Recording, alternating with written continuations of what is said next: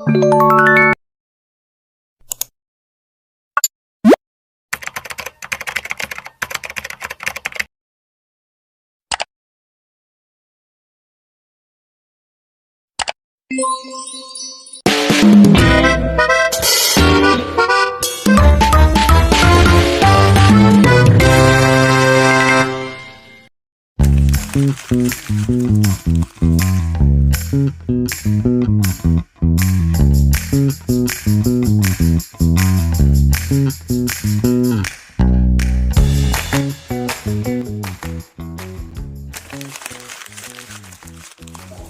teman-teman, hari ini kami akan membahas UU nomor 11 tahun 2008 tentang informasi transaksi elektronik.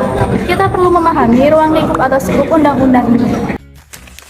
Skup adalah batasan mengenai apa yang diatur dan kepada siapa undang-undang berlaku.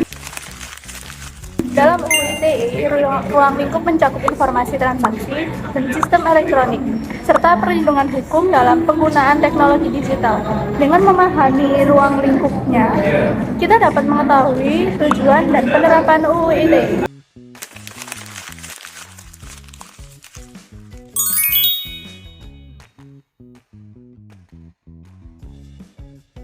Untuk yang pertama ada pasal 5. Pasal 5 yaitu dokumen dan informasi elektronik diakui sebagai alat bukti hukum yang sah. Untuk yang kedua ada pasal 26.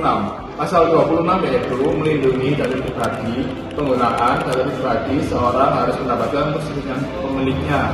Untuk yang ketiga ada pasal 27. Pasal 27 yaitu mengatur larangan penyebaran konten yang melanggar kesusilaan, perjudian, pencemaran nama baik, pemerasan, dan pengancaman. Lalu selanjutnya ada pasal 28 yaitu melarang penyebaran berita bohong atau bisa disebut hoax yang merugikan konsumen dan ujaran kebencian berdasarkan SARA. Dan selanjutnya ada pasal 29 yaitu melarang ancaman kekerasan melalui media elektronik. Dan yang terakhir ada pasal 30 sampai 37 yaitu mengatur kejahatan cyber seperti peretasan hacking, lalu penyadapan ilegal, manipulasi data, dan perusakan sistem elektronik.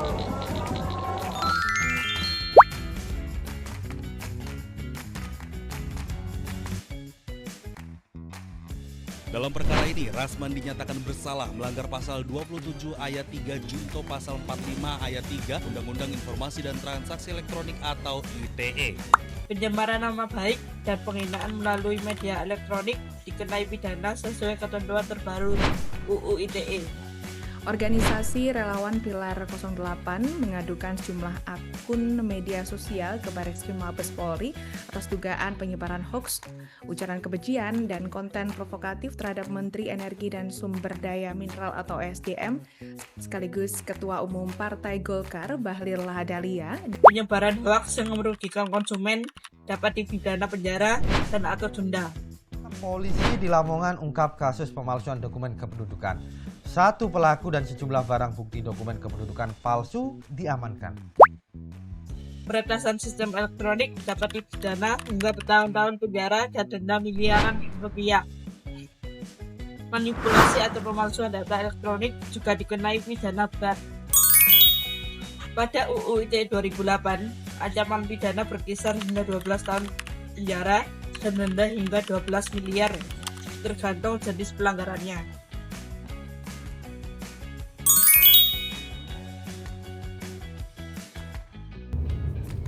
Perlindungan apa saja yang didapat oleh masyarakat? Yang pertama, data pribadi masyarakat lebih terlindungi. Yang kedua, korban pencemaran nama baik memiliki mekanisme hukum yang lebih jelas. Yang ketiga, pengguna internet mendapat perlindungan dari peretasan, penipuan online, dan penyalahgunaan data. Yang keempat, dokumen elektronik diakui sebagai alat bukti yang sah di pengadilan. Yang kelima, masyarakat dapat mengajukan gugatan jika dirugikan oleh penyelenggara sistem elektronik. UU ITE nomor 11 tahun 2008 telah mengalami perubahan untuk menyesuaikan perkembangan teknologi digital. Revisi dilakukan melalui UU nomor 19 tahun 2016 dan UU nomor 1 tahun 2024 guna memperjelas aturan, meningkatkan kepastian hukum, memperkuat perlindungan masyarakat di ruang digital, serta mengurangi penafsiran yang berbeda terhadap beberapa pasal. ITE dari masa ke masa. Yang pertama, pasal pencemaran nama baik.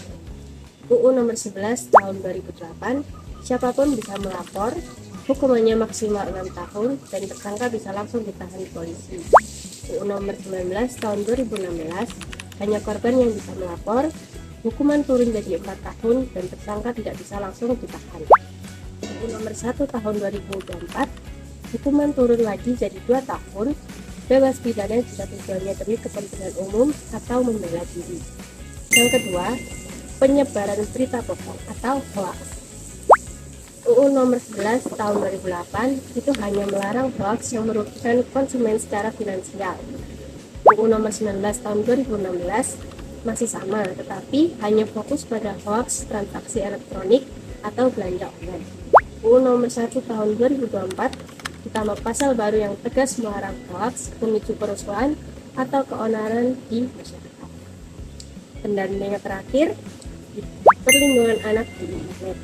UU nomor 11 tahun 2008 belum ada pasal khusus yang mengatur perlindungan anak di dunia digital.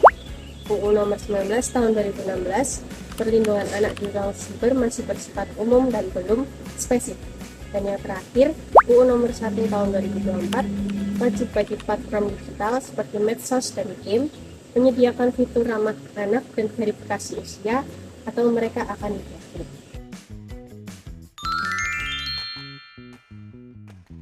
Kesimpulan Undang-Undang Nomor 11 Tahun 2008 tentang ITE yang mengatur pengguna informasi, transaksi, dan sistem elektronik di Indonesia, serta memberikan perlindungan hukum di dunia digital.